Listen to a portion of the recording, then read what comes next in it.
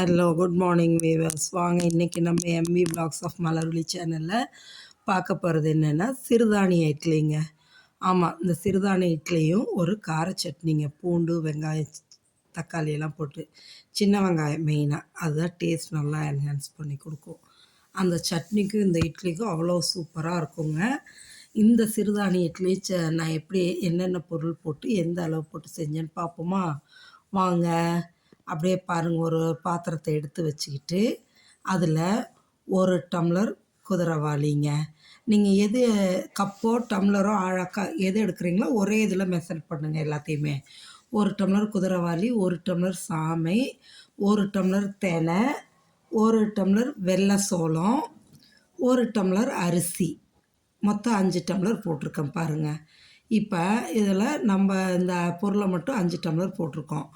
ஒரு டம்ளர் அரிசி, ஒரு டம்ளர் சோளம் வெள்ளை சோளம், ஒரு டம்ளர் தெனை, ஒரு டம்ளர் சாமை, ஒரு டம்ளர் குதிரைவாளி. இது ஒரு பக்கம் இருக்கட்டுங்க. ஒரு பக்கம் வந்துட்டு பார்த்திங்கன்னா கருப்பு உளுந்து ஒரு டம்ளர் போட்டிருக்கேன். அதுக்கு ஒரு ஸ்பூன் வெந்தயம் தனியாக ஒரு இதில் போட்டுக்கிறோம். இதை மூணையுமே தனித்தனியாக ஊற வைக்கணுங்க. நல்லா ஒரு 4 தடவை கழுவிட்டு தண்ணி ஊற்றி நல்லா கழுவி தண்ணி ஊற்றி மூடி வச்சிடலாங்க. குறைஞ்சது 6 to 8 மணி நேரம் அந்த இதெல்லாம் ஊறணுங்க. ஊறிச்சினா தான் நல்லா சீக்கிரம் அரைச்சி எடுக்க நல்லாயிருக்குங்க. ஊற வச்சாச்சு எல்லாத்தையுமே பாருங்கள். கழுவி ஊற வச்சுட்டேன். இனிமேல் நம்ம அரைக்கிறத பார்க்கலாம். பாருங்களேன், கிரைண்டர் கழுவிட்டு முதல்ல இந்த வெந்தயத்தை மட்டும் போட்டு அரைக்கிறேங்க. இந்த வெந்தயம் வந்து நல்லா அரைஞ்சதுக்கு அப்புறமா தான் அதில் உளுந்து கழுவி வச்சு உளுந்தை போட்டுக்கலாங்க. அப்போ நல்லா மாவு வந்து ப்ளஃபியாக பொது பொதுன்னு நல்லா வருங்க, சாஃப்டாக. அதுக்காக தான் இப்போ வெந்தயத்தை ஃபுல்லாக நம்ம போட்டு அதை நல்லா மசிஞ்சதுக்கப்புறம்தான் நான் வந்து உளுந்தை கழுவி போடுறேன். இட்லிக்கும் இதேமாரி தான் போட்டு அரைப்பேங்க. அப்போ தான் மாவு வந்து உளுத்த மாவு நல்லா சாஃப்டாக ப்ளஃபியாக இருக்குங்க. பார்க்குறதுக்கும் நல்லா கையில் எடுக்கும்போது அப்படியே காற்று மாதிரி இருக்குங்க, பஞ்சாட்டம். அதுக்காக தாங்க இட்லியும் உங்களுக்கு அந்தளவு சாஃப்டாக வரும் இந்தமாரி நம்ம அரைக்கும்போது. இது என்னோடய டெக்னிக், நான் இப்படி தான் அரைக்கிறேன். அதனால் உங்களுக்கு அதை ஷேர் பண்ணுறேன், சரிங்களா? நார்மலாக இட்லி மாவுக்கு இப்படி தான் அரைப்பேன், சரியா? இதே இதில் வந்துட்டு நீங்கள் இப்போ நல்ல வெந்தயம் வந்து அரைஞ்சிருச்சு. இதுக்கப்புறம் உளுந்து கழுவி வச்சுருக்க உளுந்தை வந்து உளுத்தம்பருப்பை போட்டு அரைக்க ஆரம்பிச்சிடலாங்க.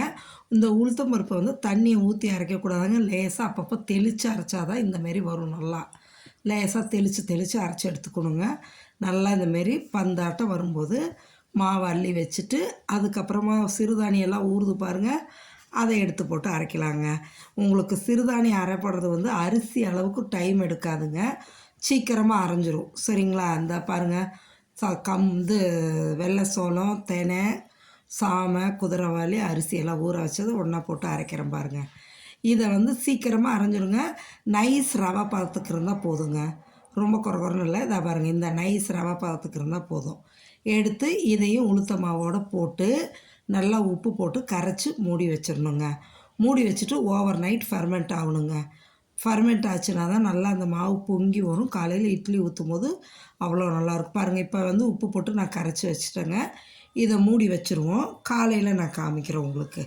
பாருங்கள் எந்த அளவு பொங்கி வந்திருக்கு பாருங்கள். மாவு அப்படியே ஃபோமியாக இருக்குங்க. போட்டு கரண்டி வச்சு கலக்குனிங்கன்னா அவ்வளோ நல்லா இருக்குது. இந்த மாவை எடுத்து நம்ம இப்போ இட்லி ஊற்றலாங்க. நான் சில்வர் பிளேட்டில் தான் இன்றைக்கி ஊற்ற போகிறேன். அதுக்காக ஒரு பிளேட்டில் சில்வர் இட்லி பிளேட்டில் ஆயில் தடவி வச்சுருக்கேன், எண்ணெய். அந்த பிளேட்டில் எடுத்து இட்லி ஊற்றிக்கலாங்க.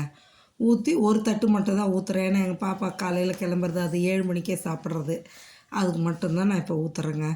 ஒரு தட்டு ஊற்றி இதை வானலில் வச்சு மூடி வச்சுட்டேங்க. வெந்ததுக்கப்புறம் பார்ப்போம்.